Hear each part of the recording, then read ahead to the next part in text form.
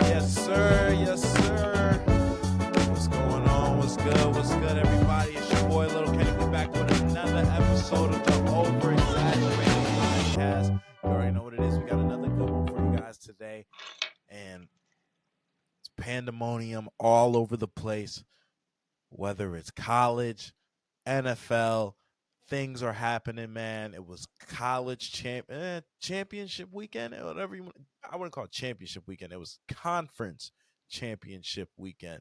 And boy, were there some battles. I mean, started off on Friday. We had a game between Liberty and New Mexico State.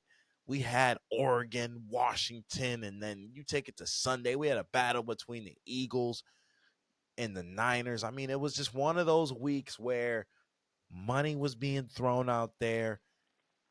A lot of games were happening. People were going down, getting injured, but it was still one of those weekends where if you had your ducks in a row, if you had everything going on in the right spots, man, then you had a good weekend. So I could say I'm on the half and half end of that stick. I wouldn't say it was a great weekend, but it wasn't the worst weekend, man. Just No, I definitely feel you. Fun games. NFL starting to get to the real thick of the seasons and everything. Or sorry, college football is. Sorry, NFL kind of starting to get there. These divisional games starting to matter.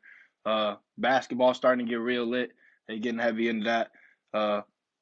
The show starting to get on the road for real. Me and Ken got it coming every week for y'all, so I hope y'all still liking it. Like, subscribe, all that. Y'all already know what it is, fam. Let's get the show on the road. no doubt. No doubt. Now look, man, transitioning, like I said, that Washington and Oregon game, that was Friday night. Definitely a big one. Penix Jr., the rematch versus Bo Nix in Oregon. It was Mike who took the game the first time going around. Probably deservedly so. I mean, after seeing them play the second time, you can obviously see who truly had the better team. I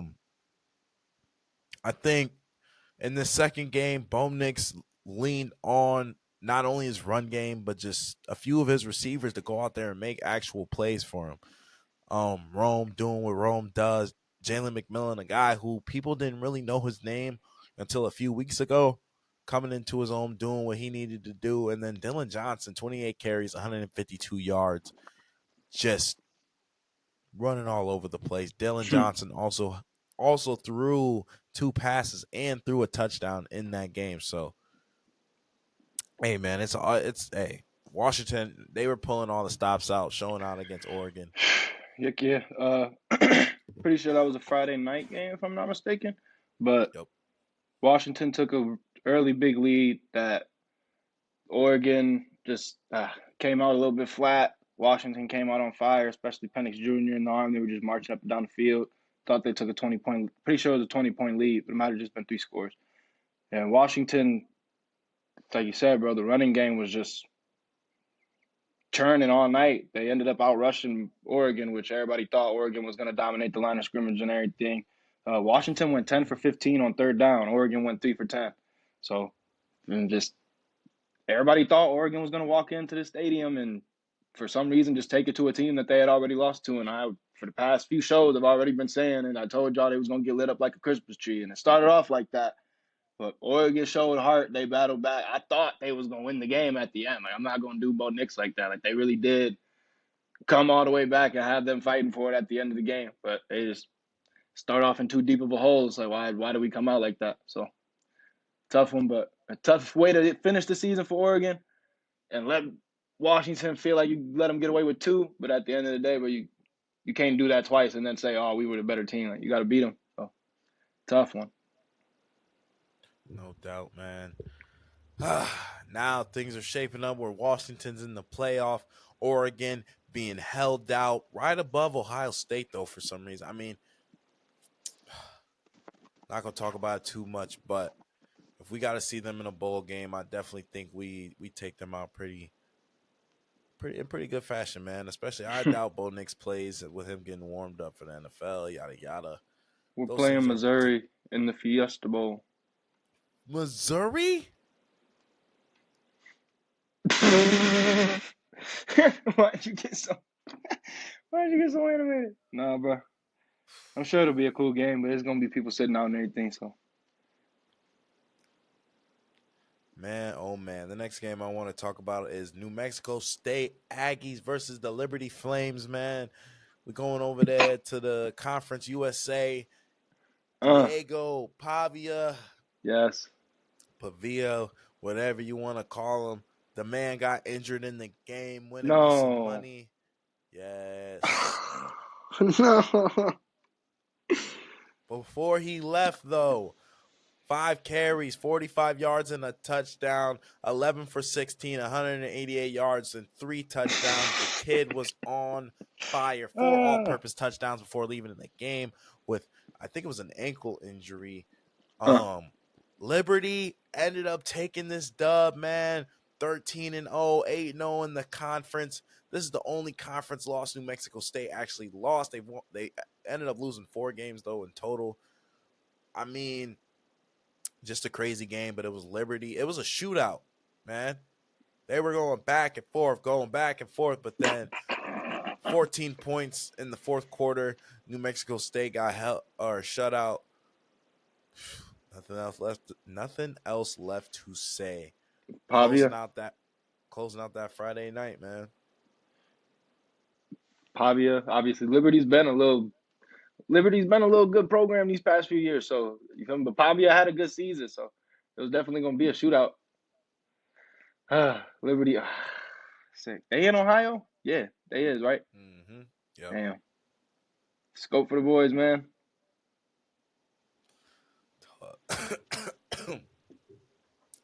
Definitely tough to see, man.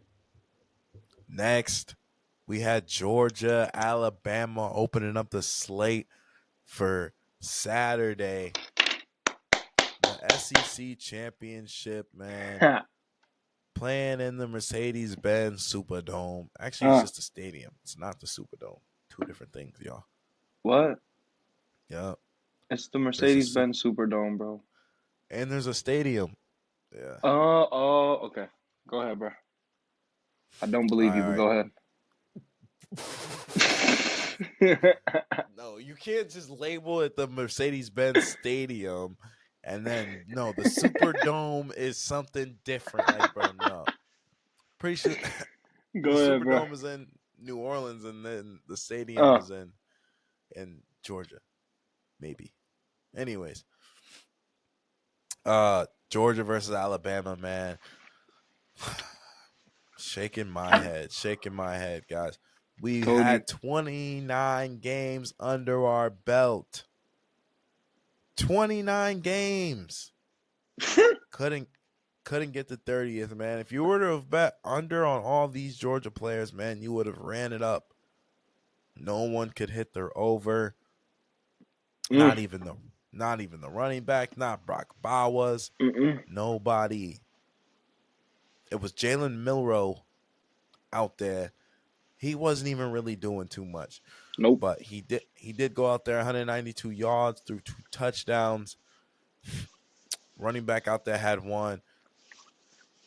Honestly, it was a close game all game. I don't know, man. My man's Kylan, he tried to tell me. Tried to let me know what it was going to be. I just couldn't believe. I couldn't see a world where Georgia could just go out like this. And now we live in a world where not only did Georgia lose, Alabama is now what we dreaded, what I didn't want to see, back in the college football playoff like they never left to it. And they might get to rematch the team they lost to earlier this year. And we could be looking at a national championship rematch that happened all the way in August. September. That would be pretty weak. We could see it. I'm sure we'll get into the college football playoff selection after we get through the rest of these little games. But Georgia versus Alabama, man, Alabama, outrushed Georgia, 114 to 78 rushing yards, like you said. Dejon Edwards couldn't get nothing. Kendall Milton couldn't get nothing going. I think he had 2 touchdowns, though.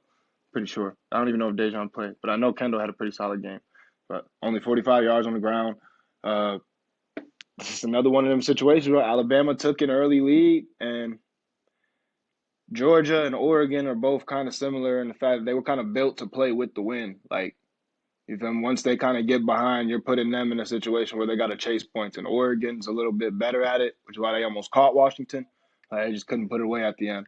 Like Georgia, same thing. Like built more to play with the lead and kind of just pound on you, run, run, run, run, run. Next thing you know, you're in the middle of the third quarter, down 10, and they're bleeding the clock out, or down 17 points, they're bleeding the clock out.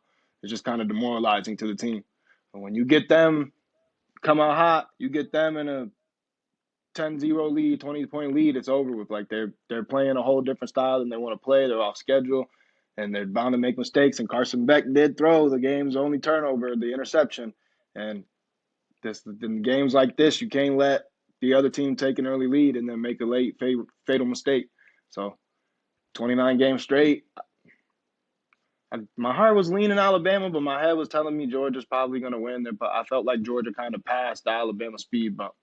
All right, Nick Saban just kind of shows once again, even without a Bryce Young or a smart passer like Mac Jones, even without all that, Devontae Smith and Jalen Waddle, I can still come out here with a pretty just put together team, a pretty new, fresh style of playing, a new identity, and still get to this point that I keep getting to. So another good season for Alabama. Georgia, tough one. Tough to get left out of the playoffs, winning 29 straight games, losing the last one, and then getting left out. It's got to suck, but the committee was on some wild shit this year. I definitely think they chose. They knew. Now I feel like they chose their team. They knew their teams who they wanted going into this, and records weren't going to be a problem this year. Whether it was 12-1 or 13-0, you could either get held out or held in by us. So moving forward to a team that probably should be held out based on strength of schedule. No, I'm just playing. Michigan versus Iowa. Going in there and putting I wouldn't even call it the smackdown, because even if you were to go in and bet the under on all these Michigan players, you still would have hit pretty well, because Blake Corum didn't have his over. He did score 2 touchdowns, though. McCarthy barely touched 150 yards. Didn't touch 150 yards. Donovan Edwards, 28 yards rushing. I mean, guys, that Coastal Loveland kid, 22 yards, man. Wow. They were out there. They were playing defense, man. I mean, this is Iowa defense. Like, Michigan they were scoreless in the second quarter, but other than that, they were able to score in every other quarter. I mean, just a very pedestrian game from Deacon Hill, 120 yards, 18 for 32, a 22.4 QBR. Only 35 total rushing yards from this team. Oof. I mean, like you said, J.J. McCarthy, 147 yards, didn't even get over 150. Michigan went 3 for 15 on third down in this game. Michigan only got 3.3 yards per play, and I think Iowa had like 2.8 yards per play.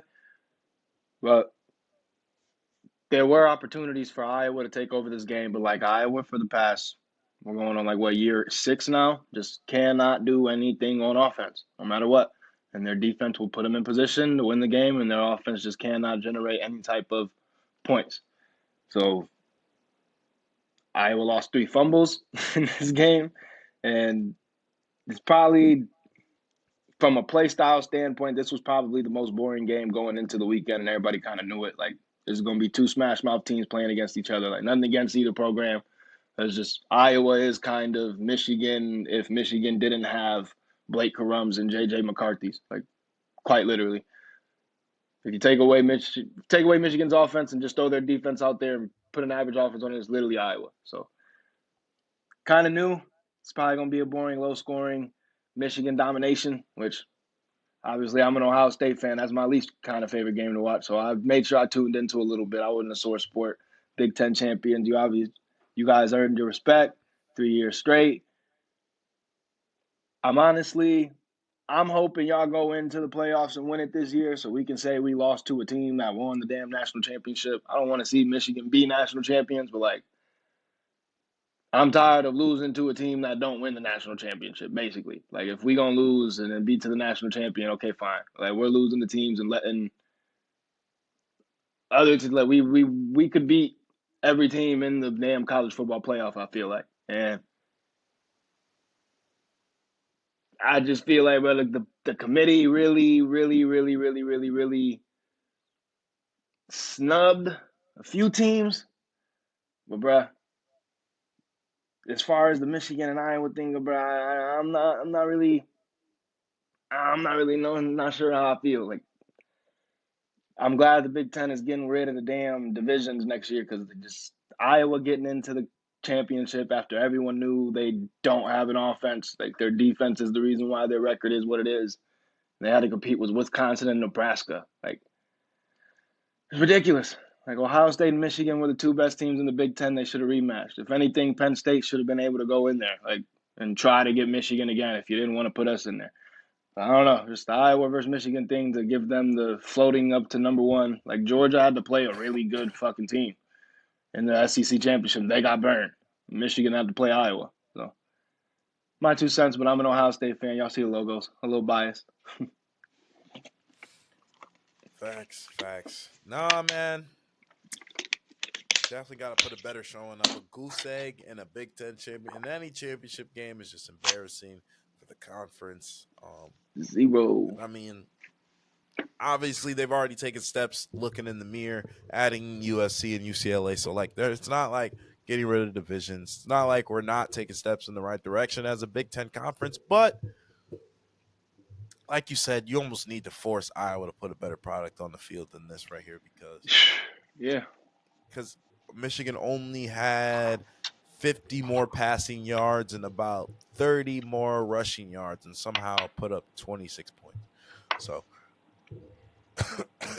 I don't know. You do the math. It's about 80 more yards of total offense, and somehow they have quintuple the points. So moving forward, man, a game that probably had the least amount of implications on it, no matter what happened. Louisville went out there, tried to give it their all against Florida State, but that Florida State team kind of just showing why. I mean, their defense was always good. I thought this team was built for the national championship with the Jordan Travis, obviously. But not having Jordan Travis, things definitely take a turn for the worse. And then not only do you lose Jordan Travis, you go into this game and you end up losing Rodemaker. I think it was last game they lost Rodemaker. So then you start this game with Brock Glenn.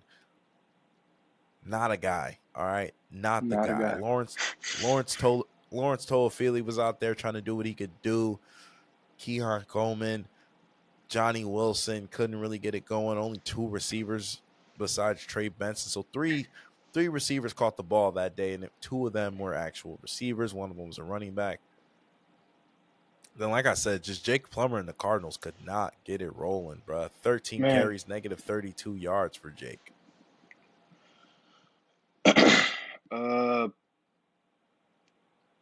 I believe Florida State's quarterback was 8 for 21, 55 passing yards, right? Correct. That is one of the lowest stat lines I've ever seen. Florida State couldn't get it going just as bad, basically. They 2 for 16 on third down. Louisville, 3 for 18 on third down. Louisville was 0 for 3 on fourth down. Florida State was 0 for 1 on fourth down. They're just trading turnover on downs and punt fest. Louisville threw a pick. FSU didn't look exciting enough to excite the committee. That to me, that's what this game came down to. They had to come in here and put up a decent showing. Like, it wasn't just about winning the game. It was about actually low-key dominating without your quarterback. Whether that was on the ground, whether that was Keon Coleman just mossing everybody with the backup quarterback, just launching it down the field to him. Like, some way y'all had to entertain without your quarterback, Jordan Travis. And they weren't able to do that. And sadly, the committee went with, I feel like, the more entertaining option for the fourth slot and the third slot, rather than the option that necessarily felt deserved or was lined up with the history of how they selected this year. So it got burned. A lot of people feel like you finished 13-0, you're a Power 5 conference champion. How can you not be how can you not be one of the best 4 teams in America?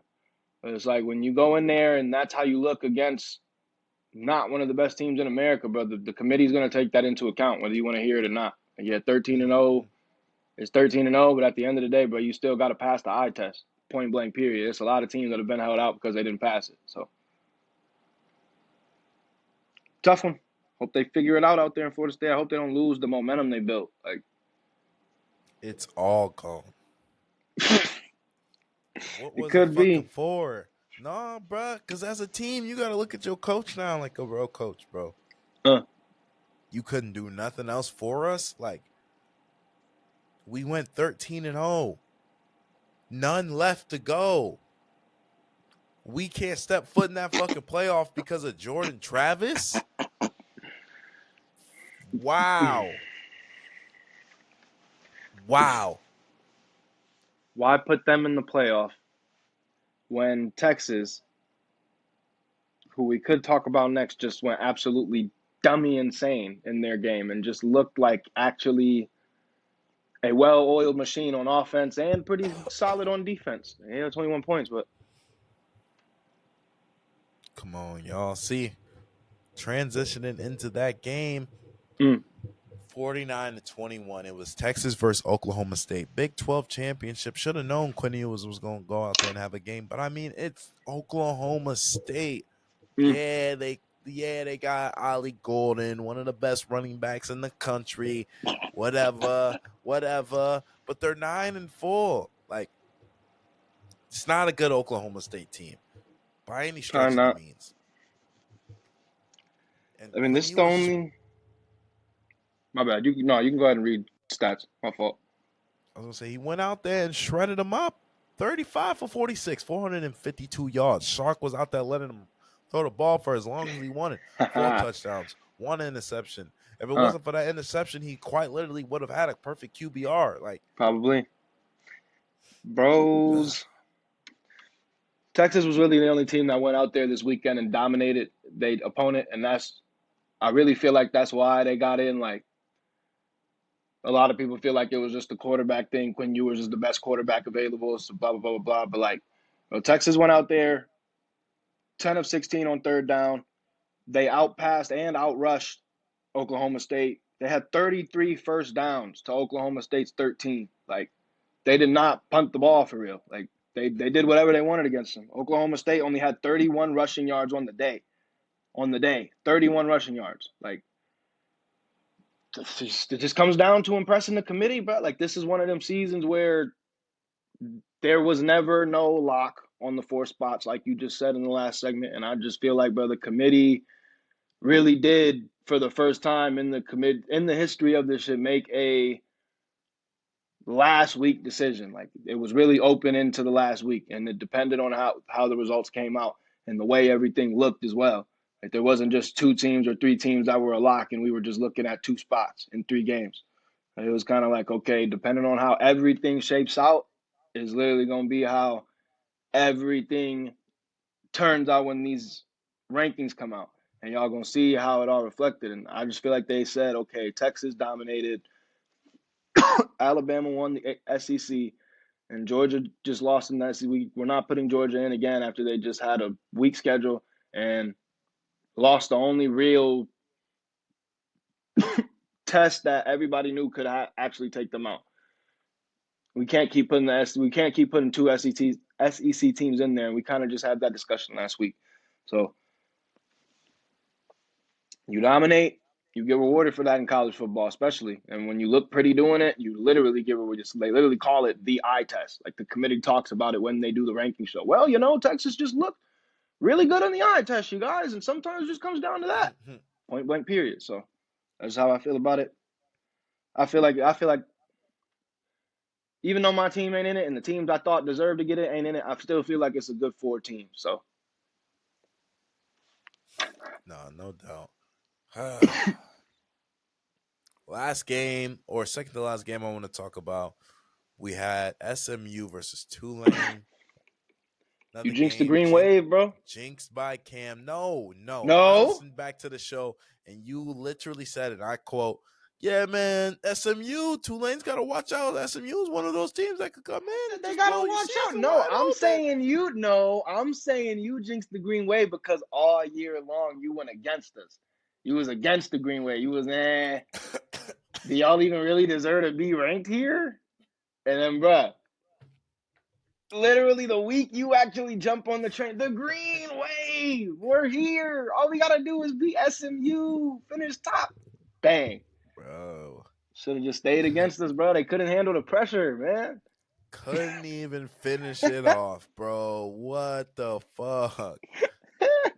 26-14. Bro, no. The thing is, though, bro, like SMU, Tulane just looked like they fell apart. Like, just on some real funny, small school shit. Like, no, our season's going down the drain. Like, bro, they got outrushed 193-31, 2 for 15 on third down.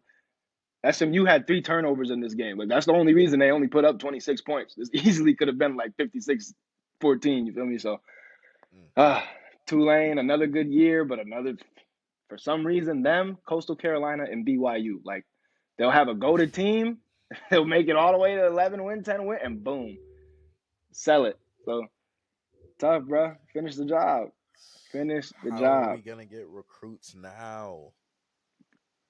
Off the uniform, bro. That's the only thing you can hope. Speaking of teams not going to get recruits, Miami versus Toledo, or Miami, Ohio versus Toledo, the rematch of all rematches.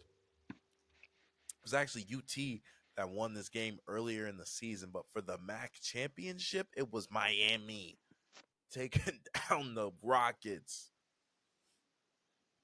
DeQuan Finn put his heart into this one, y'all. 273 yards, a touchdown, and 1 interception. Not enough. The interception cost. Not enough, D. Finn. It was your last. It was for glory. It was for MAC championship history. We just had the glorious comeback against BG, so I feel like we used all our magic to be able to drive down the I-75 again, which is cool. I'm not mad at him, but like, bruh, what's it called? I got a homie that work at a downtown restaurant. She go to BG. Literally, she let me know off the rip as soon as I walk. Yeah, UT lost. I was sick. I'm not gonna cap, but it is what it is, bro. You can't be champion every year, bro. Sometimes the rings gotta go somewhere else. We got a championship culture up here. We knew we was gonna get back to the game. That's what my other homie said to me. She's like, "Yo, at least we went back. We didn't fizzle out and not make it there. We went back to the championship. I had a chance to win it. So that's all you can hope for the guys. Still the Glass City. We still the best program in Northwest Ohio. We still the best program on the I-75. You feel me? And it's gonna be a long time before we lose that title, bro. Just flat out. Man, D-Fin, you gotta win. You gotta win that game. Especially if you try to transfer to Ohio State next year. He can't. It's over with now. It's over now. But D-Fin has been like, he's been good for the past few years. Obviously, it's Mac, but he has NFL aspirations on the line. He's got to at this point. It sucks though for the Rockets. Definitely would have hoped to see y'all win. I know y'all still gonna be in a good bowl game. Pretty sure y'all was in Bahamas last year, bro. Or y'all was in the Honolulu Bowl. So Honolulu Bowl. Let's bring y'all back down to earth. Y'all not going back there, but okay. I guess first thing I'll ask you is, how do you feel about the Alabama-Michigan matchup 1-4? You know what I mean? going into that. How do you feel about that? I guess I should say, how do you feel about the 1 through 4 overall, just being how it shaped out, point blank, period? Um, man, I think that at this point, just the way other things have shaped up, these are the teams that it's probably not the teams you want to see, but it's the teams you're going to see. And, like, you kind of just got to be happy about it. I mean, it doesn't bias aside, these teams aren't the worst teams to see. It's probably going to be a little bit exciting. As far as Alabama and Michigan go, I think they definitely. Well, you can't make. I think that's just the best way to put it. You can't really you can't really order the teams in any other orientation without like throwing extreme bias in there. Maybe you make Washington the best team in the country, but then even then, I think that Washington still ends up playing Texas regardless. So because they would just have to move things around, because I just don't think you can do a rematch between Texas and Alabama, obviously, and then Michigan versus Texas. It just seems a little too, like, how do I want to put it? Those were the two teams that had to play first, and then it was Washington versus Alabama. I think it would just be a little unfair to Michael Penix in a way. Like, at least he's getting a warm-up game against Texas. Like, if we think he can handle it, let him go up against a Saban disciple or something. Like, don't just automatically put him up against Saban. And then Michigan has already played Alabama. I mean, in a bowl game, obviously, but Harbaugh knows Saban. Saban knows Harbaugh. It just makes more sense for these two teams to go against each other, and it just you're not going to cheat against Alabama. So if Michigan is for real this year, we're going to know right then and there and against Alabama whether this is the best Alabama team we've ever seen or the most mediocre Alabama team we've seen. So easiest way to find out who our real champions are is the lineup we have right now. Man, like I said, cool 2 games. Like, I even think the Washington Texas matchup is low key lit. Like, Quinn Ewers versus Michael Penix Jr. Like, that could turn into a 49-42 game. Like, could go either way, or just, for me, I don't see that game being low scoring, for real, for real.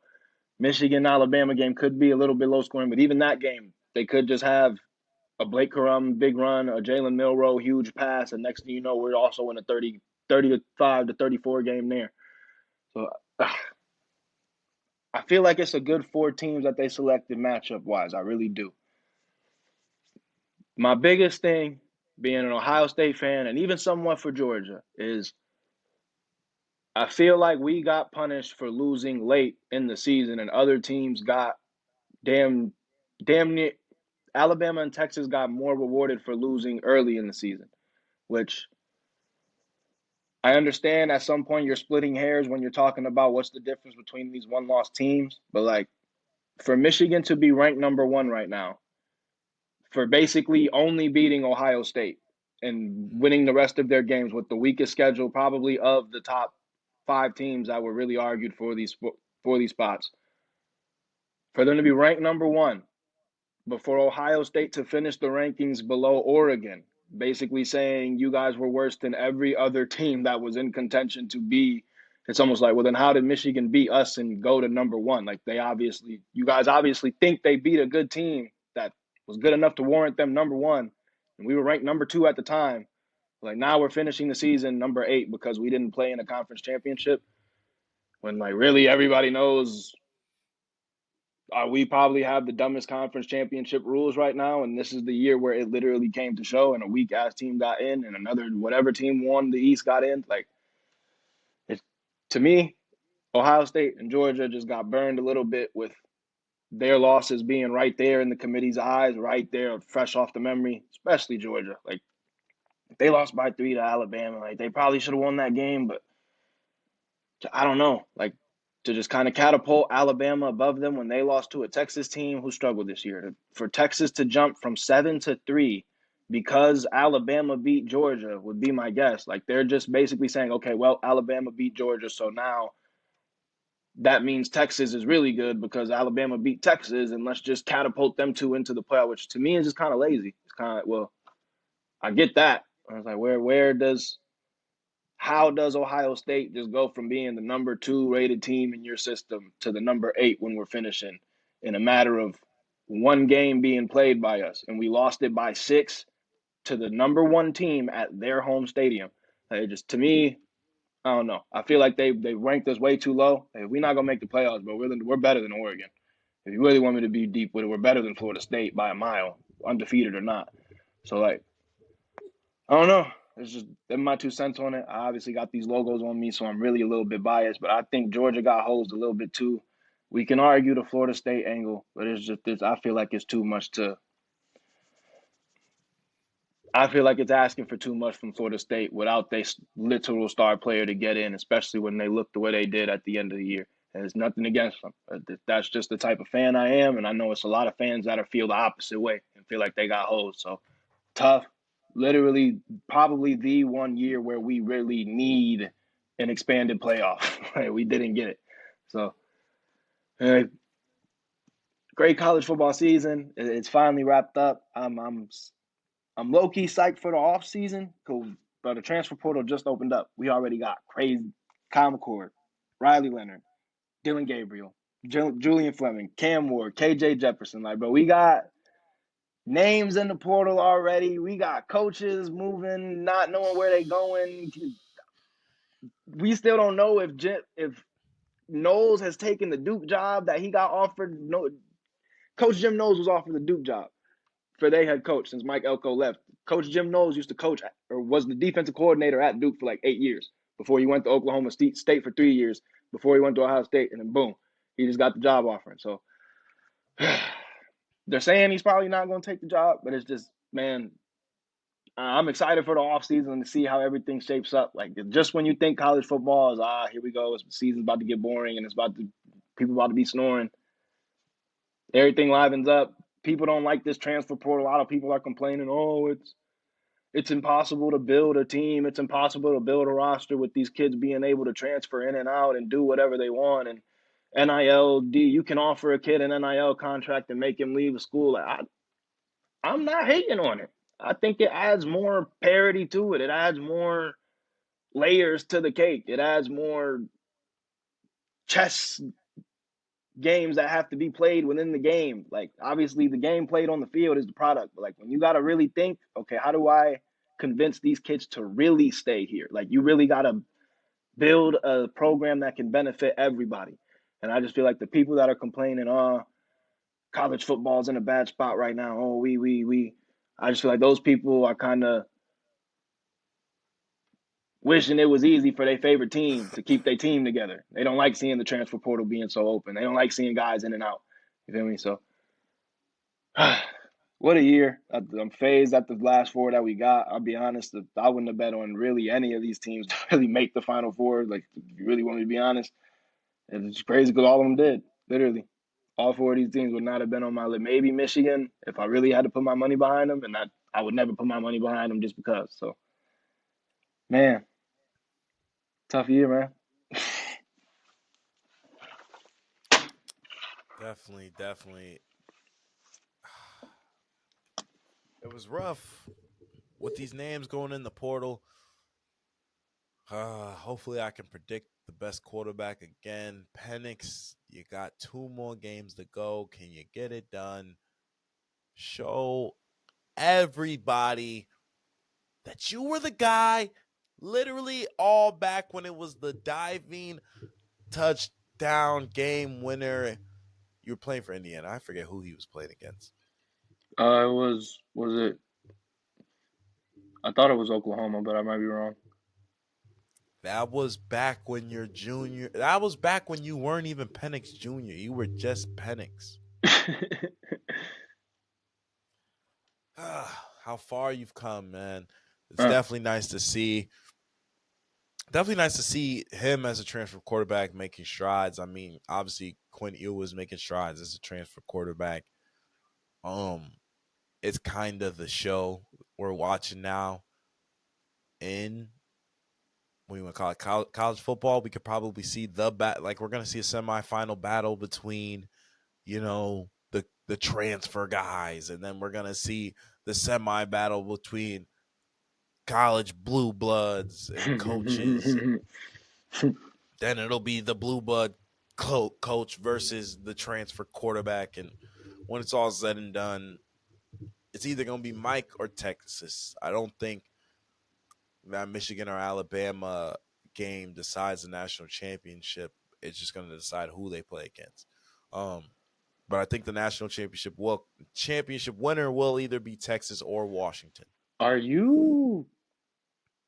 like how you just said that. Like Nick Saban just doesn't coach. Like Nick Saban doesn't already have 7 rings on his fingers. Like Nick Saban hasn't been here time after time after time and won this exact college football play. Like Nick Saban's the one that's been here out of all these 3 teams. These other 3 coaches are Michigan's been here, but they ain't won yet. You feel me? Like Nick Saban has been here, done it multiple times. Came back with a new team, done it. Lost coaches, came back and done it. But don't. A lot of people asleep on Nick Saban because of that roster right now. He might be very well on to his 8th one right now, about to retire and ride off into the sunset. I'm just saying, bro. Don't be surprised if it's Nick Saban up there holding that gold trophy up. I'm just letting you know now, bro. I don't want to see it either. I damn sure don't want to see Michigan doing it. I don't want to make the case for them. I'm just saying that game could easily well be. This 4 ain't set in stone, bro. This could go any way to me. That's how I'm feeling, B. That's how I'm feeling. Not happening. Only thing happening is this Saturday, Army the Navy, 3 p.m. No, right now, who you got? Right now. No. Fuck them niggas on the boats. Boots on the ground. We already upset the Air Force. We're going to do the damn thing and upset the Navy as well. Damn. Man, it's gonna be a battle. It's gonna be they always have the pageantry out there with all the sailors wearing their gear in the stands, and then you got the Army people wearing their get-ups in the stands. So it's gonna be a huge bonanza. It's gonna be a crazy, sloppy line of scrimmage game. If it really comes down, I think Army got some. But like Navy, but it's one of them games, bro, where it could be ugly for all 4 quarters before one team finally just gets one drive, where they march down the field and just punch it in last second, and just the crowd pops and we won. So, bro, low scoring, boring game. I might put $3 on Army to see if I could turn it into however much money, bro. I'm definitely not putting no money on the field in this one, bro. It's about to be low. Nothing going on out there. Game day. Only thing gonna be going on that day. Bro, but I'm just saying, but don't drop 50 on this game thinking anybody out there is gonna go scope for you. Because I promise you, there ain't a prop out there to bet on this week. For sure. Wow. No. Let me see. Y'all might as well go put it all on. Damn, they just got smacked 59-14. Put it on whoever's not them. You got the quarterback. He might throw a pick. Braxton Woodson looks like the quarterback. 18 carries, 104 yards. Okay, Brax. Let's 18 see. carries, 100. Okay. He might be like that. Yeah, man.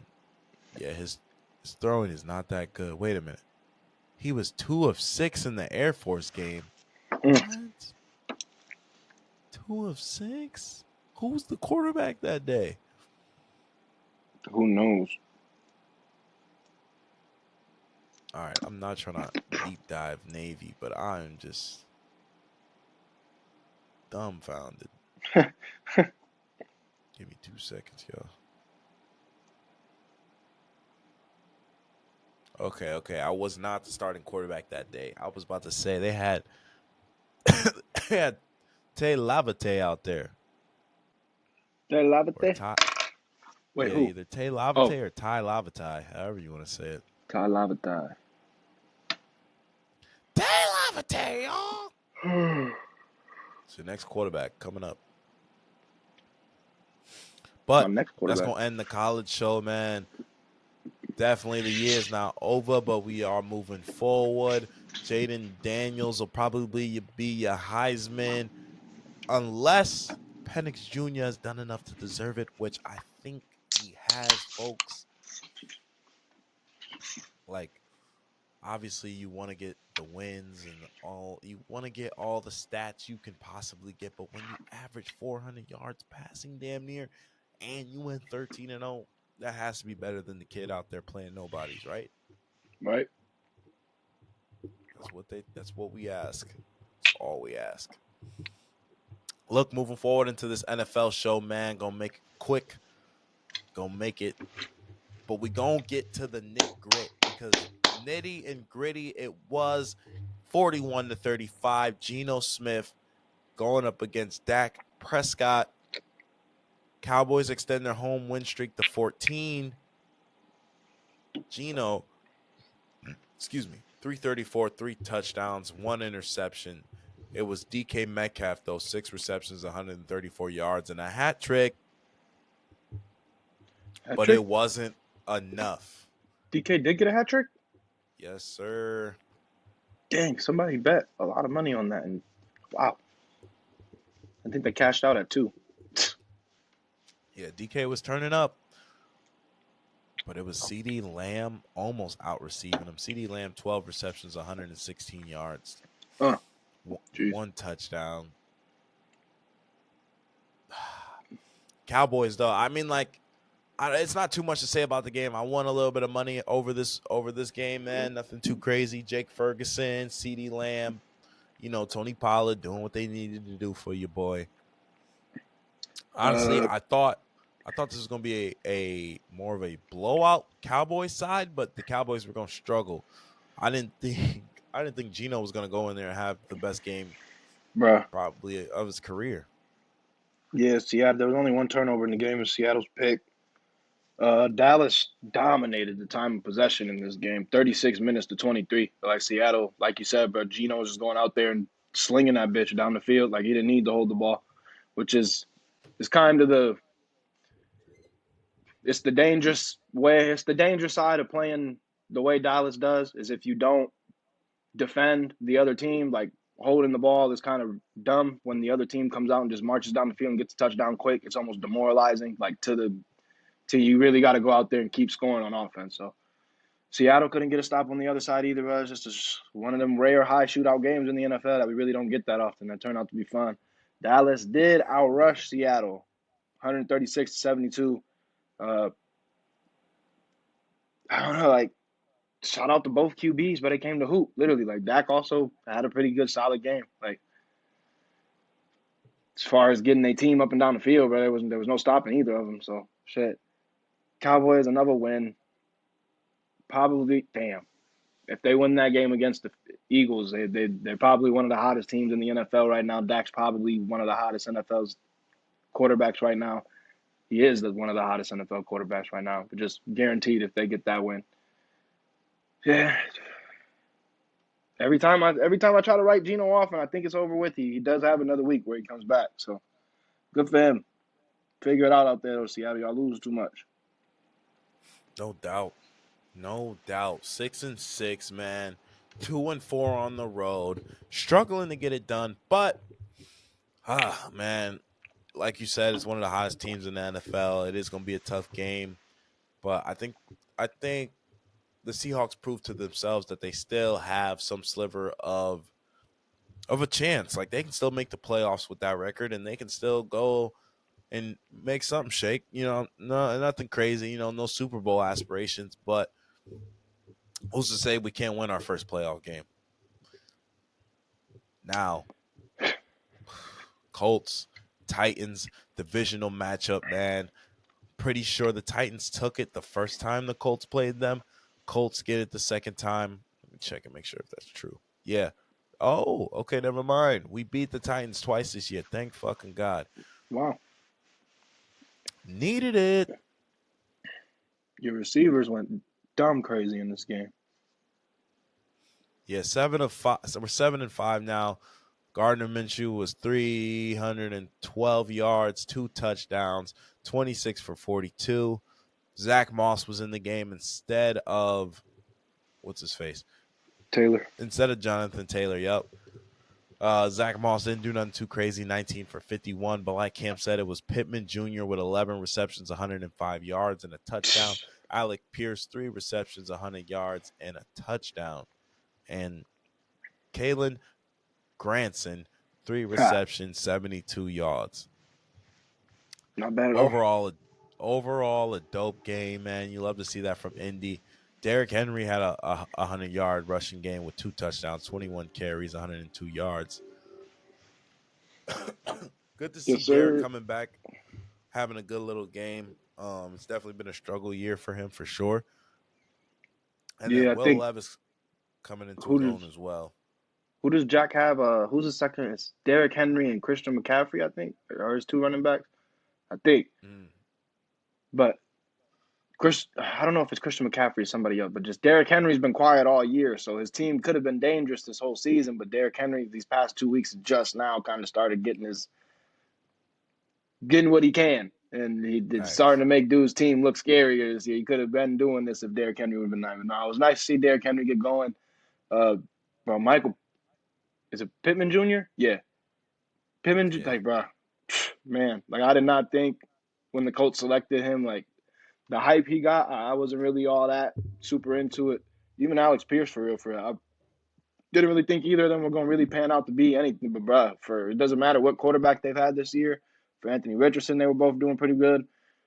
For Gardner Minshew, these two are just out there lighting it up, bro. Like, how many rushing yards do they have this? I think they only have do they even have above 50 rushing yards as a team this game? Yeah, I think you said Zach Moss had 50, but Yep. they didn't need to lean on him. 55. Like, you feel me? You lose Jonathan Taylor for the way you did this season, and you damn near had to depend on the arm of Anthony Richardson and Gardner Minshew. And, like, for the receivers to step up the way they did this year in Indianapolis, definitely bright as hell out there. And whatever quarterback, once Anthony Richardson comes through and he gets healthy again and he's back on the field, I feel like, bro, it's going to be a well-oiled machine if Jonathan Taylor can get back to that mode. Because that's the last piece for the Indianapolis Colts. And y'all can be one of them teams that's literally tough to beat in the AFC, especially in y'all division. Y'all don't got nobody running y'all division right now. So y'all got CJ, but Come on. CJ. The man, the myth, the legend himself. But even with the man, the myth, the legend himself, CJ, the Jacksonville Jaguars are still in first place. And like all the records are attainable and the Colts ain't too far off. So all right, y'all. But y'all having a good year, I feel like, for what y'all started off going through. Good game. Receiver stepped up. They better keep playing like that, right? Again, they're changing the whole fantasy landscape for people right now, for the leagues right now. No cap, man. Speaking of fantasy landscape, 6-0, Chargers take out the Patriots, man. Embarrassing. How is that enough. anything good for a fantasy landscape, bro? It's just this looks fantasy. This looks like a fantasy. Oh my Justin gosh. Herbert didn't have 225, nor did he throw a touchdown or a pick. Nope. Or a pick? Bailey Zapp, no Coded. pick. Came to do Austin nothing. Eckler had 18 rushing yards. Keenan barely had 60 receiving yards. It just was not. I don't know who was out here playing, man. I don't know if the weather was bad or what. Bailey Zappi played instead of Mac Jones. Zeke was out there trying to do what Zeke could do, but overall, man, if you were out here watching this game, you weren't watching much, man. Just a whole bunch of bullshit. Ramondre Stevenson ended up getting carted off or helped off the field, not carted. So it looks like he might be having like an ankle injury or something like that. Ramondre was definitely having he was having a good season. He was starting to ramp up. Ended up with 39 yards that day, but embarrassing score if you ask me when it comes from the Chargers. Quite literally. This is to me an indictment on New England not having no damn passing game. They literally outrushed the Cardinals. They literally outrushed the Chargers 148 to 29 yards. So the Chargers will do that. They'll go out there and only have 50 rushing yards on the day. But, like, you got to be able to have the passing game, too. If you outrush a team by more than 100 yards, but you should be putting that game away, point blank period. You should be putting that game away by 3 scores, in my eyes. And you can't get nothing going through the air. You can't get no conversions on third down. Everybody knows how stagnant the Patriots offense can get and how bad it's been this year. Like, you'll lose games like that where the Chargers can come in there. Their quarterback don't need to literally do nothing but not make a mistake. Point blank period. They got the field goal position twice. They made both of them. They got out of there. So, ugly game from New England again. Obviously, I'm sure this is kind of the season where the magic for Belichick starts to wear off. I'm sure Robert Kraft is even sitting there looking like, all right, bro, you're in charge of team operations. You're in charge of head coach.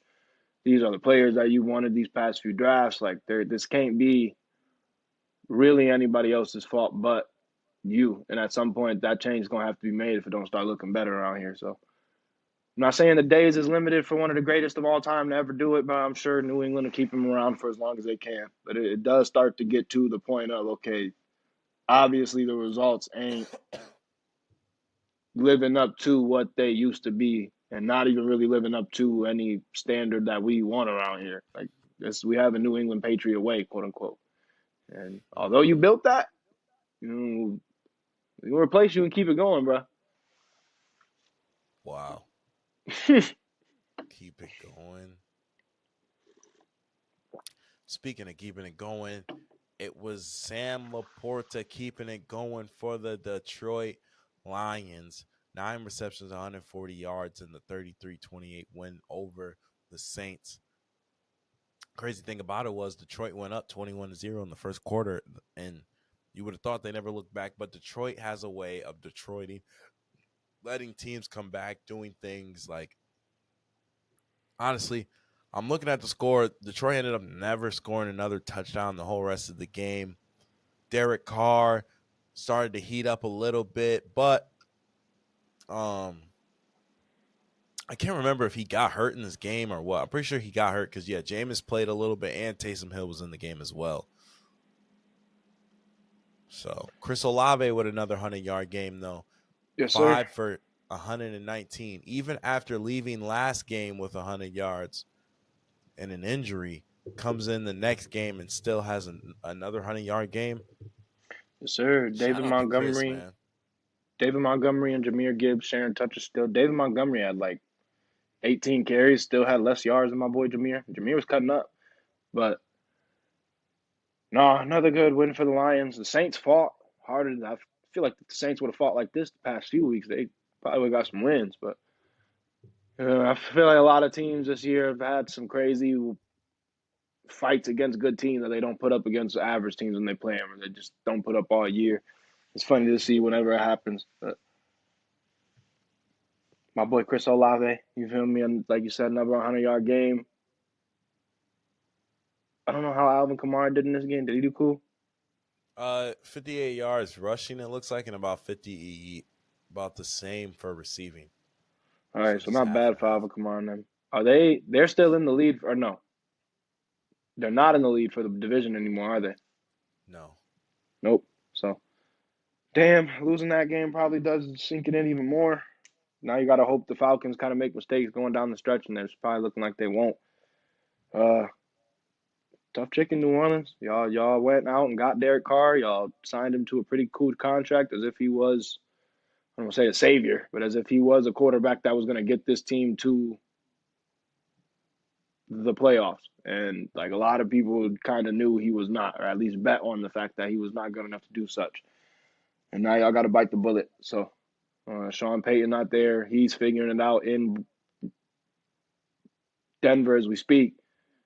And it's kind of like, well, where are we at from the Sean Payton, Drew Brees days? Like, although those two can't live on forever, we can't always think about them days and compare everything to them days. Like, them days ain't too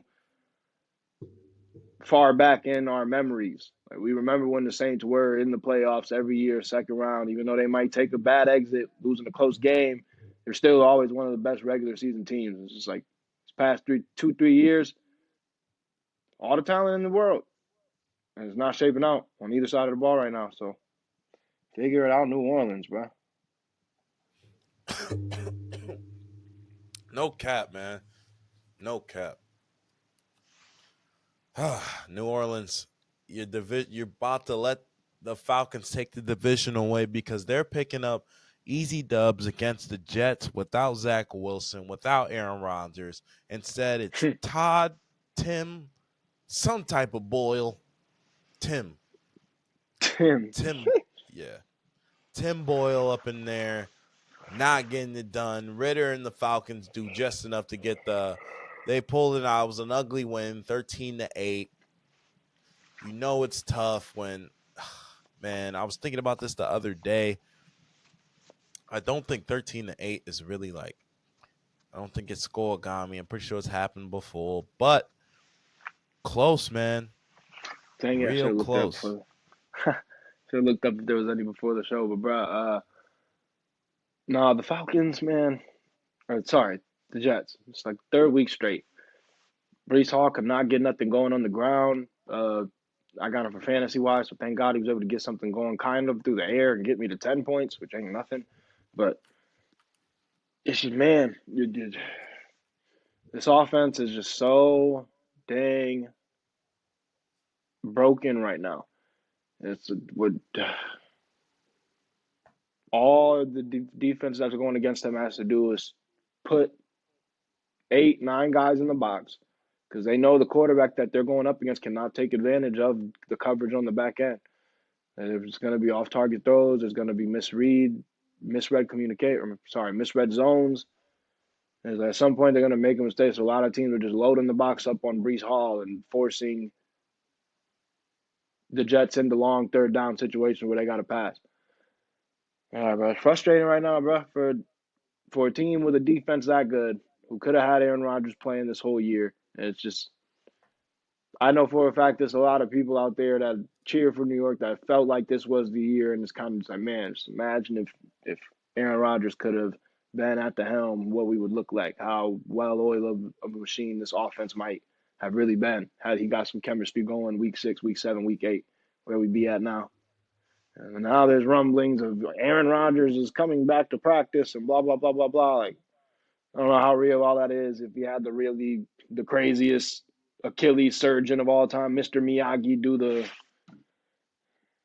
foot thing on his leg, bro, and bring him back to the game. But, man, it's a tough season for New York, I feel like, especially with how promising it started against the Bills and knowing the defense was locking up really good quarterbacks.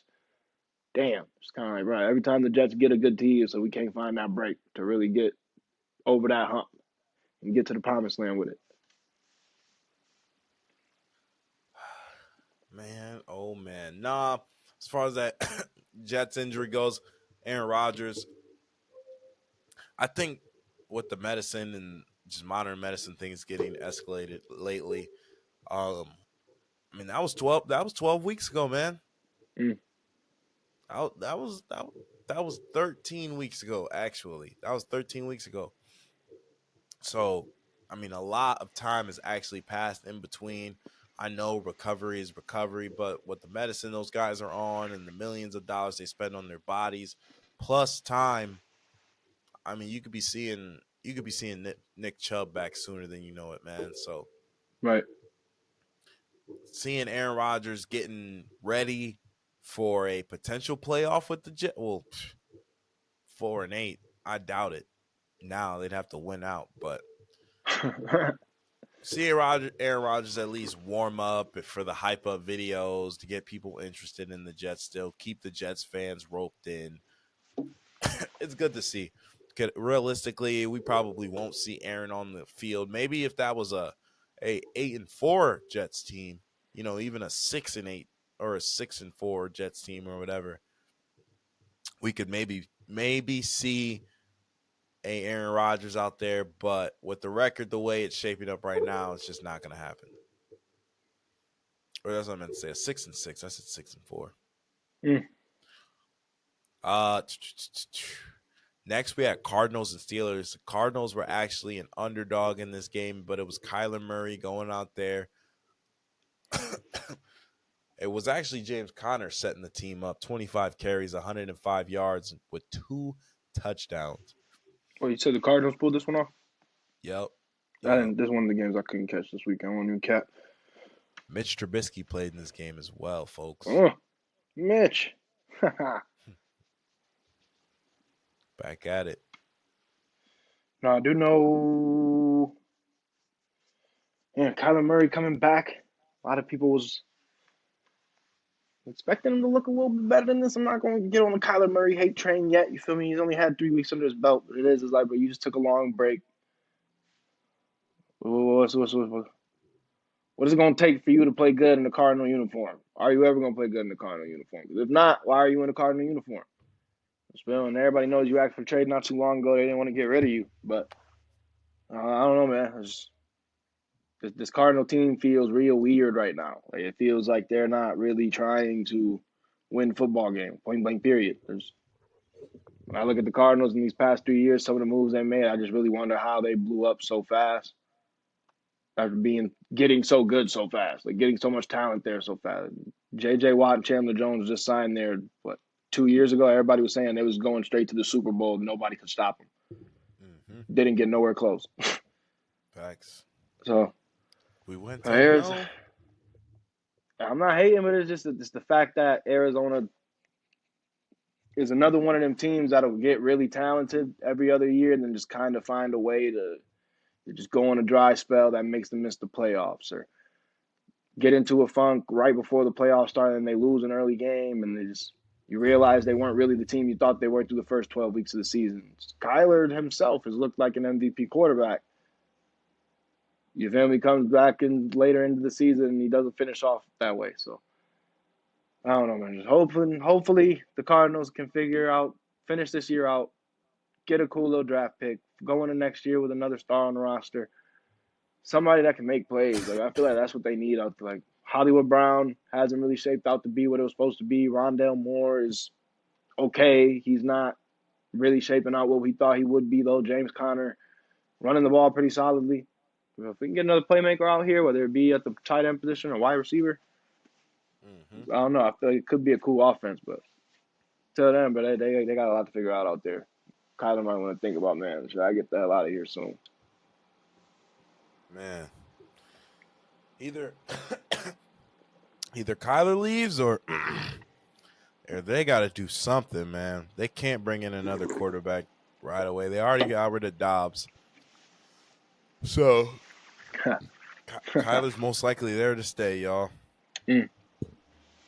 Speaking of here to stay, Dolphins might be here to stay in our hearts, y'all, as they take out the Commanders 45-15. Tyreek Hill with 2 touchdowns. And it's their first 9-3. And it's their first 9-3 record. Oh, they're 9-3 for the first time since 2001. Damn. Wow. This is the best Dolphins. This is the best Dolphins team I've ever been a part of since being on this earth, y'all. Or not being a part of, but getting to witness. Facts. The Dolphins. Oh, what you got? I was going to say, you got Tyreek going for 5. I don't think I said his stat line already. Did I? 5 receptions, 157 yards, and 2 touchdowns? No. Good Lord Jesus. Say it again. 5 receptions, 157 yards, and 2 touchdowns, y'all. I had to whistle again, y'all. Yeah, that boy was out there eating. That boy was out there. A lot of people saying he's making his case for MVP. I said it last week. I'll say it again this week, but he did. If not going to a quarterback this year, definitely has a case for going to number 10. He's out there catching every single ball that comes his way, and the separation he creates on the end of his routes are just ridiculous. The way he cuts in between his routes is just ridiculous. He has the numbers he has for a reason. And it's almost like having a real Madden player out there with you, bro, that can almost do things that no other person on the field can do every game. And right now the numbers are really starting to show that. Tua's numbers are really inflated by him. Jalen Waddle has kind of underperformed this year. People were really hoping a lot of people were having high stakes for Jalen Waddle. A lot of people drafted him high in the fantasy rounds. And, man, Jalen Waddle just kind of been a little bit of a flop this season. So Yeah. The Dolphins, it's been a weird ride this year. For as successful as they've been, Raheem Mostert, Devon A-Chain, Jalen Ramsey. Like it's the 3 losses they took were to the Bills, I believe. I don't really recall the other 2 losses as well as I thought I did. Might have been the Broncos, one of them. That might be cap. No, definitely not the Broncos. Eagles, Chiefs, Bills, Bills. okay. Eagles, Chiefs, Bills. So they're the 3 best teams in the league. Probably the 3 teams that can get them on any given night. Other than that, but they go and not only handle business, but they dominate these other teams in the league, and they really do they really do cover a spread more often than not. Miami, more power to Miami, more power to the coaches out there. They innovative, obviously. I like Tyreek. He's on my fantasy team. Ended up having a really good week this week. So we needed it because honestly, it was a lot of people on my team that just have been underperforming these last few weeks, and it's grateful to have a player that can go out there and catch every ball that goes his way, do what he's supposed to do on the field, and scope. Because it hurts in them weeks when you got a whole bunch of players that should be scoping but don't go out there and do what they need to do. And now you can't make that move that you should have made a few weeks ago. Like, Facts. it's ridiculous. You're not lying, man. Commanders, as far as y'all go, y'all got to figure it out. I mean, Bieniemy, you should know. You should be trying to at least compete with Tyreek Hill. You used to coach the damn thing. So out there, just a pedestrian game for Sam Howell. They really couldn't get shit rolling. Miami's defense was all over them all damn day. And I think he was going to Curtis Samuel a lot, which is fine. But, I mean, you got Terry McLaurin and Brian Robinson out there dying to catch the ball, bruh. So, actually, yep. Yeah, you didn't even go to you targeted Terry 3 times. You didn't get nothing. 0, 0, 0, 0, 0, 3 targets. Jeez. Same thing for Logan Thomas. 0, 0, 0, 0, 1 target. So, like I said, it was the defensive game for the Dolphins as well as the offensive game. There really wasn't much that Sam Howell could get rolling. Yeah, Terry McLaurin probably got to think about getting out of there soon, man. I'm not gonna lie. It's been a long ride out there in Washington. It's cool. I'm just feeling like, but don't stay out there and let them keep fumbling the quarterback position the way they have been. Like, just get out of there and go to a new play. Be whether it's the number 2 or the number 1 somewhere else, but see if they can find a way to get you acclimated. Because man, it's always frustrating. Like I just said, but to see somebody get drafted high in the high rounds of the playoffs, high rounds of the fantasy draft, you literally think this guy's gonna go off for you all year. You think he's gonna have a good season, and boom, there's one of them players that you're not even starting halfway through the season. And it don't be Terry's fault. It be because the game plan don't go through him a lot of the time. And when it does come to his way, the ball's not being accurate. Yep. So, man, I feel bad for my Terry McLaurin owners out there, man. But y'all, man, I hope y'all ready for a long season. I hope y'all ready for a long last little 3 games of the season because it's gonna be tough. No doubt. Speaking of tough, it was a tough-ass game for CJ and the Broncos. I mean, CJ and the Texans going up against the Broncos. You could call it the Horse Bowl. No, I'm just playing. 22 versus 7. It was 22-17. 274 yards for CJ, 1 touchdown. But it was Nico Collins, 9 receptions, 191 yards, and 1 touchdown as Tank Dell ended up Does not leading the make sense. game. Crazy. Who is Nico? Where did he go to school? No one knows. All we know is this kid is a straight gamer. And Average guess 21 and who I bet on? Tank? No way. All my props hit except one. Tank Dell. Tough chicken. No, that's a tough one. Yeah. No, Tank? I wasn't too mad because I got the other props right. So my heart was juggling between Nico and Tank Dell the game, or right before the game, and I just knew, bro. As soon as the game low-key started, Nico Collins just looked like he was coming to really play. Like, he ran this route hard. Ha ha. Got out of there, caught his first ball. I'm like, yup, it's over. Should have went with Nico. That's on me. I got to be better. Yeah, Nico, you might as well just let them go for 200 that day, man. Tripping. I think Nico's technically a rookie as well. No, he got drafted in the 2021 draft, third pick. He went to Michigan? No way. CJ's been throwing touchdowns to the ops all season. Wow. You heard it here first, folks.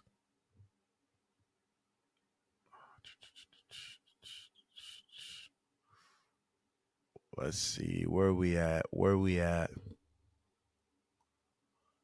All right, next, y'all, we got the Panthers versus the Buccaneers.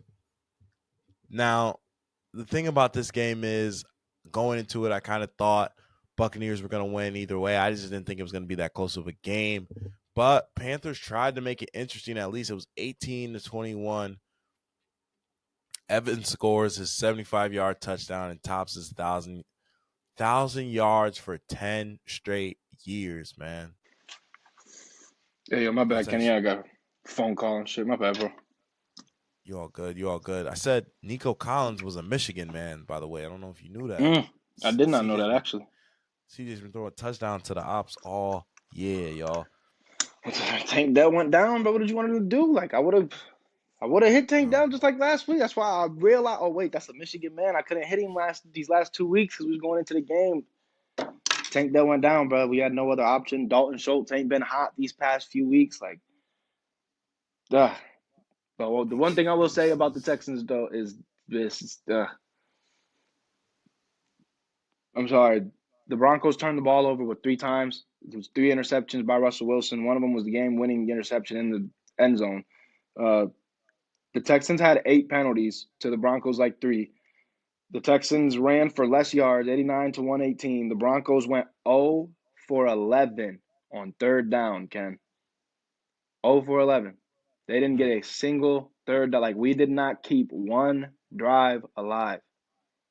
At least on third down. You feel me? We probably got one on second down. You feel me? 2nd and 6, we converted to a first down. As far as third down, high pressure, we need Russell Wilson to be a Hall of Famer. Keep these drives alive. Not one time did it happen yesterday for the Broncos with 11 tries. But they did go 3 for 3 on fourth down. So they did extend 3 of those drives and get it to 4, but it's just the Texans could not get nothing going on running the ball yesterday. I watched the game, or not yesterday, but either way, I watched the game and it was just, bro, every time they tried to run the ball, it was Dev in the lab getting stuffed up. 1-yard runs, 2-yard runs, maybe a 4-yard run here and there to kind of maybe put them at 2nd and 6. They live and die by CJ's arm, and the Broncos defense could not keep the receivers contained yesterday. So it was up to the offense to kind of be able to shoot out with CJ. They couldn't shoot out long enough or far enough. I feel like 17 points ain't enough. You gotta go out there and be able to put up at least 30 against it. Cool game for both teams, I feel like, but the Broncos made too many fatal mistakes and couldn't capitalize on third down at one time. No doubt, man. No doubt. Russell Wilson definitely got to look in the mirror, man. Getting taken out by the rookies all over this place. Like I said, though, I was transitioning over. When you came back, I was talking about the Panthers versus Buccaneers game. It was, excuse me, it was 21-18. Mike Evans with another 100-yard game and his 10th straight 1,000-yard season. So shout out to Mike Evans, just a production factor. Always, this guy's been on the radar since 2019, just really out there, just always consistent. Definitely more of a diva when it comes to getting that ball, a little bit more pressed. But I mean, with 7 receptions, 162 yards, you can obviously see why a guy of his caliber always needs to have the ball in his hands. Hell yeah. They tried to find Godwin 3 times, but couldn't find him at all. it was just Mike Evans and Rashad White out there catching the ball. I think it's funny when you get to these times of year and like you'll have like two known guys catching the ball, and then Trey Palmer, Devin Tompkins, Chase Edmonds. Like, yeah, we know those names kind of, but like, who are they really? You know what I mean? And then Jonathan Mingo is the star receiver for the Carolina Panthers, and then DJ Chark, and then you got Adam Thielen after that, and then finally, Thielen comes in, but before then, Chark and Mingo, like those aren't receivers that you just expect to be at the top of your list. On God. Facts. As far as Bryce Young goes, just another game, 178 yards, throwing a pick, just struggling very much so, but it was Chuba Hubbard carrying the load, 25 yards, 25 carries, 104 yards, and 2 touchdowns. Still wasn't enough, though. Nope. Was not enough. Good game for Chuba, though. Let's see. A game that I should have been watching, was not watching, though, was the Browns versus Rams game. Browns losing another easy one to the Rams, who really seems like the Rams just get it going when they want to get it going, man. Like, they look so bad, then they come in. Cleveland comes into town, and Matt Stafford goes 279, 3 touchdowns, Gets Puka Nacua involved, gets Cooper Kupp involved. Everybody's having a great day out there. Demarcus Robinson's out there getting involved. But on the other end, it was Joe Flacco instead of DTR out there getting involved. 254 yards, 2 touchdowns, 1 interception. Kareem Hunt didn't have the craziest game. Elijah Moore was actually the leading receiver. But overall, I'm looking at this Cleveland stat line, even just the fact of having Flacco start. Like, Flacco should be out there playing for the Jets maybe or something, like, or Flacco should just not be in the league. He's an old receiver. He's been around for quite some time. Now I got to kind of deep dive Flacco and look and see how long he's truly been around. But I mean, the guy's been around since Brady. It's no need for him to still be out here filling in week to week. I mean, I believe, I could be wrong. I thought Flacco won one of them first few championships with Ray Lewis. But freaking, even outside of that, I don't know. I was going to ask you, Joe Flacco being a Ravens legend, like, and then the Browns. I don't know. I feel like it's been happening just a little bit lately, like the divisional rivals kind of signing teams from other, like, teams. You feel me? Like, trying to Like think of when a few Joe of them. Hayden went to the Steelers? Exactly. Like, just, I don't know. To me personally, I just kind of feel like I know it's a business and the money is going to come where the money's coming from, but I do kind of feel like, bro, if you really do put in 8 years for the Steelers or the Ravens or so, it shouldn't just be so easy for you to go hop over to the divisional side of things and take money. Like, yeah, I played for the Buffalo Bills all them years, but I'm gonna go ahead and go over here to the New England Patriots and get all this bread. Like, that's just me. Yeah, no, Flacco's been around since 2008, first round pick 18, excuse me. So the guy has been overall over 40,000 career passing yards, over 184 games played. Real Iron Man, guys. But there's some things you just don't do, and that's sign a rival like Flacco, guys. You got to keep him in the vault. Send him on his fucking way. 2008. Jesus. Yeah, but the Rams did win the rushing battle in this game, 120-87. The Browns threw a pick. I believe it was 10-10. It might have been even tied for even longer. I stopped watching that 10-10, honestly. I was bouncing around from game to game. I mean, just feels tough because the Browns were another one of them rosters that look put together when you look at them on paper, but just feels like for some reason every single year, bro, no matter what, there's just something's going to get in the way, whether it be injuries, which I feel like it was this year, whether it be crazy headlines, which it was like the last few years. And it's just, you wonder if at some point this team is ever going to take advantage of what could possibly be the best defense in the NFL. Like, possibly could be that on their best night. And it's just, man, to lose a game to the Rams like that, knowing 3-4 weeks ago, if Deshaun Watson can figure it out and stay healthy, we might have a chance to really be making a win or a run towards winning the division. Facts. It kind of puts everything into perspective of dang, like, it's why it's important to have a really good backup option. It's why it's important to have Kareem Hunt on the roster already. So when Nick Chubb gets hurt, it's kind of just like, we're not going to get a new guy or a guy in here that we just let go. Like, there's a lot of things for the Browns that if managed a little bit differently this year, I feel like they could really have made some noise this playoff. And now I'm not really as confident in them getting there as I was a few weeks ago. So we'll see, but it's going to be a tough route for Brownie. Gotta tighten up, Brownie. Hmm. Definitely. Like Cam said, man, the fact that y'all had the division wide open, it was right there for the taking, and now you're losing simple games. We don't got the backups in place. We're out signing people when we should already have guys on the roster. It's just a little too much to deal with. But speaking of too much to deal with, Eagles had too much to deal with as the 49ers rolled into town. Man. Brock Purdy, 314, 4 touchdowns. Debo Samuel, 4 receptions, 116 yards, and 2 touchdowns. Jeez. Yep. Debo, Mariota great whipping game. Yola came into this game for a quick second as Jalen Hurts had to go to the locker room. DeAndre Swift sold me on some yards. Could have had some money over there, man.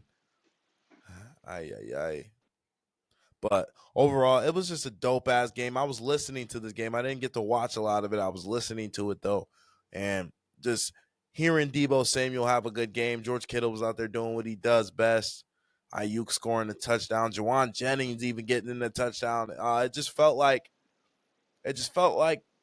the Niners were out there doing whatever they wanted against this Eagles defense. Reverses, juke moves, blocks all the way downfield. Just real nitty-gritty football, man. Just playing every single play down, trying to score, not holding anything back. Like, just a real Super Bowl team, personally, in my opinion. They've got everybody healthy. Debo's back. Jalen Hurts, A.J. Brown, they still had phenomenal games. Like, nothing too crazy. A.J. Brown still had 114 yards. But when it came down to it, it was 42-19, and it looked like the Niners were in control all damn night. Yeah, sorry if you're listening this deep. I just got another phone call. Nobody ever calls me until I sit down to record an episode and don't need a call. So forgive me for that. But no, the Niners, man, they did against the Cowboys this year and the Eagles this year kind of felt like they walked in with something to prove, and they played with a fire that they haven't played with all year long, which kind of does make it hard to bet on them in the playoffs just because you don't know what team you're going to get. You don't know which 49ers defense you're going to get. And man, like, they come play like that against every team, and like, it's going to be hard to stop the 49ers from winning games, especially if Brock Purdy is going there and calmly, smoothly dink and dunk dice his way up the field.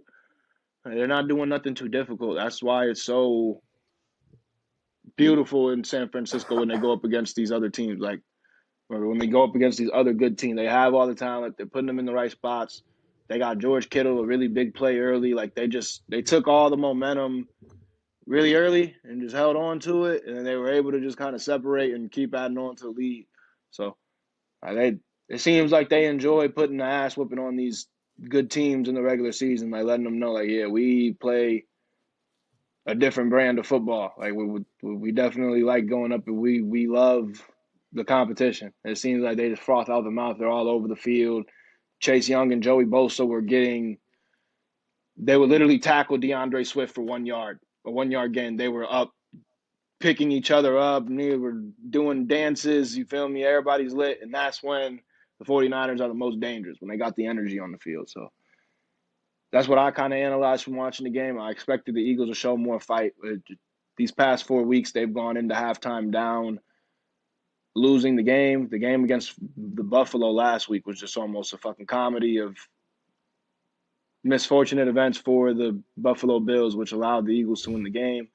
Feels like the last few weeks have been like that for them, and they just did not get that break against a really good team this week. And sometimes that happens. So the Eagles obviously know what they got when they're on schedule, when they don't got to go outside of playing the football they want to play. But it's when they go up against the Dallas Cowboys or a San Francisco 49ers, a team that can kind of keep up with them and if not blow them out, we see the Eagles kind of fall and fold or get into those lows on offense where they just kind of go 3 and out because they don't have real deal big play potential outside of one-on-one. I don't want to die youngs. And that's nothing against the Eagles offense. But like I feel like they got to do a better job of kind of creating more ways of getting the first down rather than trying to stay on schedule with the run and pound it, and run time off the clock. Because then you get into a situation where you're going up against a really good team and a really good defense and you got to get points quick and you kind of show that, oh, we're not as much of a well-oiled machine on offense that we thought we were. And we look really crazy out here right now, down 41-19. So, rough night. I'm sure the Eagles will figure it out. And yeah. Speaking of needing to figure it out, man, it's the Chiefs. I'm pretty sure they've lost every single game to just some bums. Lions, loss. Broncos, loss. Eagles, only justifiable loss we took. Then we took a loss again to the Packers. Then we put it, especially in the week before we played the Bills, our rival. Lambeau. We did it. Another team that thought they was about to walk in here and do something. And realistically, I don't know why, but bro, for some reason our defense played really, really good against Travis Kelce. Like, not only did we box Travis Kelce in, but the Chiefs just like to do a lot of things where Travis Kelce runs his route and then there's a sneaky little screen off the back of him or a sneaky little slant underneath his out route that's supposed to confuse the linebacker type shit, and just that's the route the whole time. I just feel like we did a good job bracketing everything, keeping it all in front of us. We didn't let Pat Mahomes dance his way out into some crazy shit the whole night. And we took another game where we took an early lead and made – if you're the worst team going into it on paper and you know that, like, the one thing you want to do is come out and literally get a 10-point lead early and force that team to go into attack mode. Because if you can force them to make mistakes, or they might give you an interception, they might fumble the ball, they might have some penalties that cause them to blow it on their own side of the ball with their own mistakes, and it makes you more likely to win the game when you come out hot and you take the lead, rather than trying to fight neck and neck, letting Pat Mahomes stick around it all damn game, and the next thing you know, fourth quarter comes around, boom. He has 2 good drives and he wins the game on a field goal. So, just good win for my Packers. I was sick because I betted with my Mahomes and my auto, but I thought about it before the game. I was like, I shouldn't be betting against my favorite team, but I was like, forget it. It's all good. I'm not tripping on it. Man, oh man, bruh. I had him on my fantasy team. I should have started Brock Purdy. Should have started the Cardinals tight end. He had more points than Travis Kelce this weekend. It's just when you expect the Chiefs to do what they need to fucking do, they go out there and they blow it. Yep. So, Mahomes, Motto, I know y'all got it against the Bills. Y'all always do, but it's just the principle. Now I gotta hope. Gotta hope y'all have it. Pachenko, though, do want to highlight you, man. 18 carries, 110 yards, and a touchdown rushing. I mean, you did the damn thing. But as far as everybody else goes, need to fucking pick it up, man. You cannot blame the receivers. I'm pretty sure they got Valdez-Scantling a touchdown. Valdez? No, he just caught the ball. He got 25 yards, so he propped in a game where in a game where he was going against his old team, as well as Rashid Rice, 64 yards, coming into his own. Rashid is. So they keep putting him on there on the app for like 45, 46 yards, man. So just take advantage of that while y'all can, because at one point it's going to be 50, 55, 57 for Rashid Rice every week. So you could see him turn into the next little Pachenko for the year. You know what I mean? Everyone's going to be picking up Rice in their next fantasy draft. But Come on. Last but not least, last game of the week, man. Bengals, Cordell. Damn, boy. I didn't even think y'all was going to get this done today or yesterday. 34-31.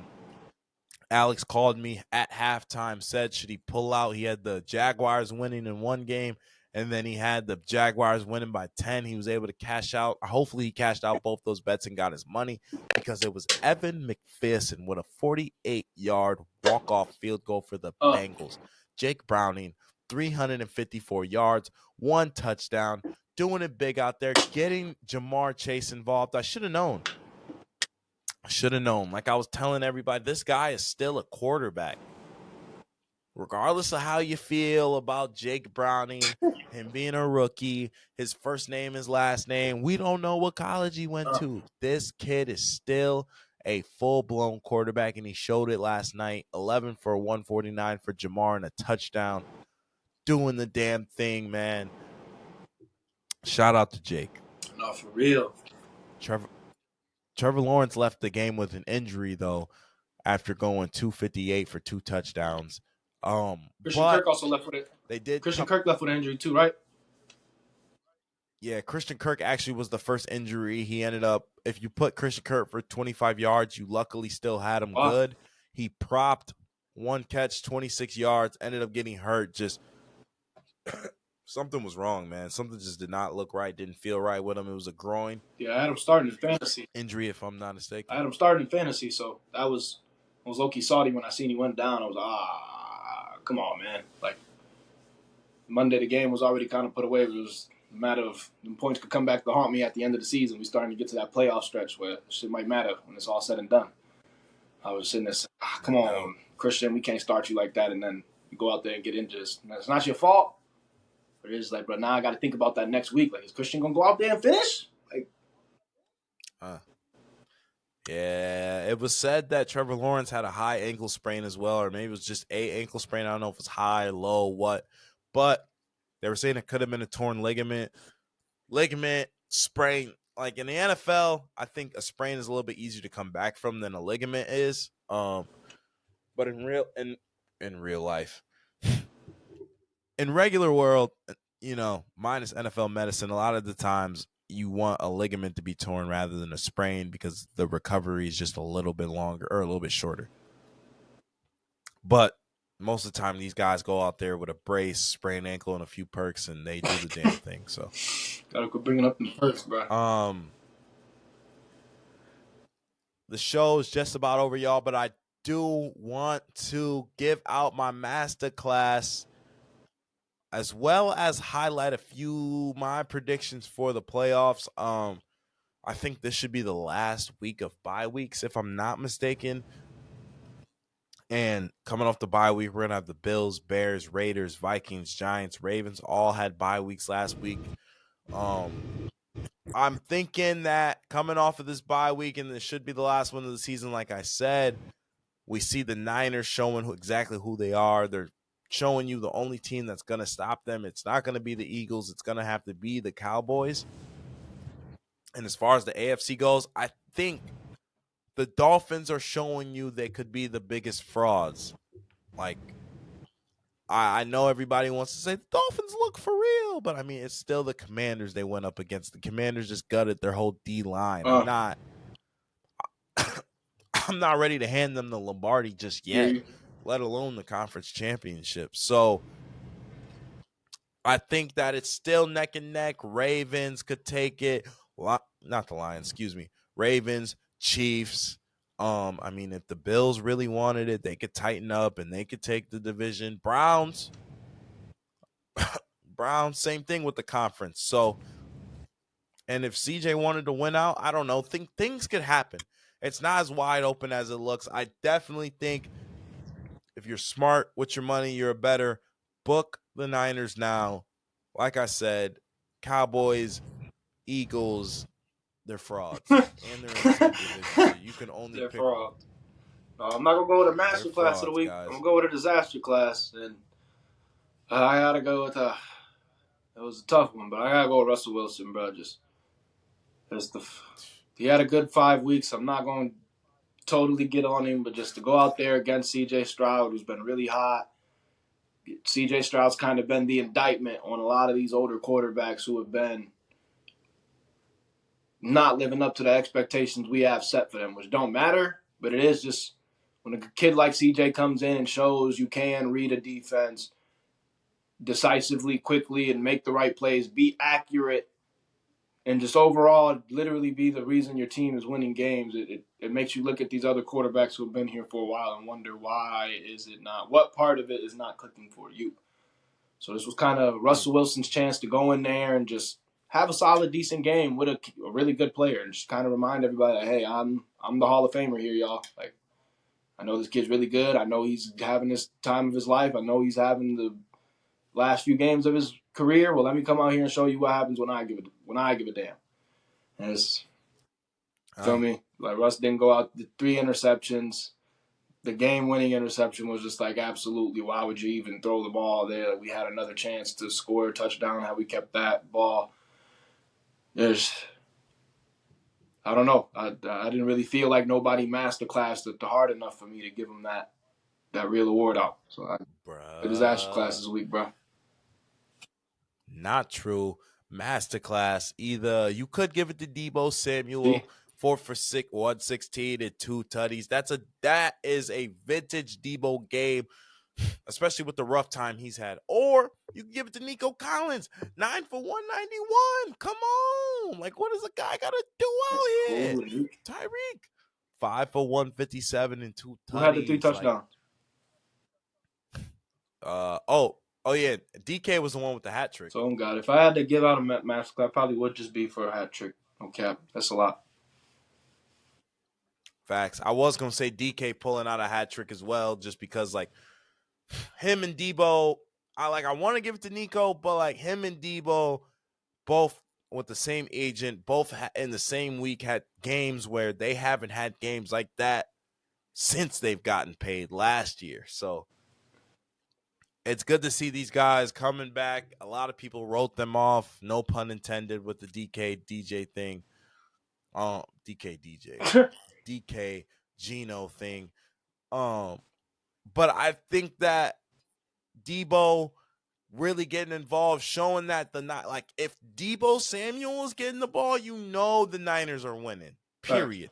Because we've seen them win without Debo so much that if this other athlete that quote unquote is so much hype is getting the ball, getting usage, then it's over with. And McCaffrey's almost rushing for 100 yards per game now. He's scoring a touchdown every game still, like not barely taking any breaks. Like,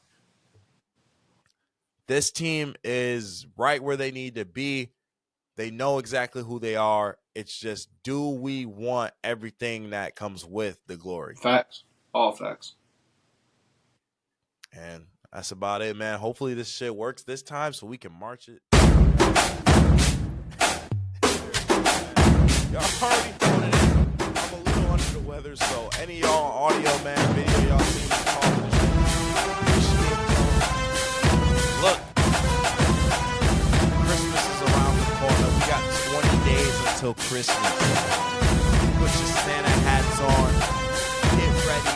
You already know what it is. It is going to be one of those times of the year where, hey, we can start talking about basketball anytime. You hear the marching band, you already know what it is about football, man. But college is coming into an end.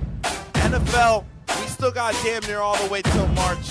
But March is going to roll right into March Madness, man. I know if y'all want to hear basketball content, y'all got to make it to the end of these videos, and y'all got to comment down below. Cordell, Kylan, Dale, Locke, my loyal listeners, man. I hope y'all keep listening.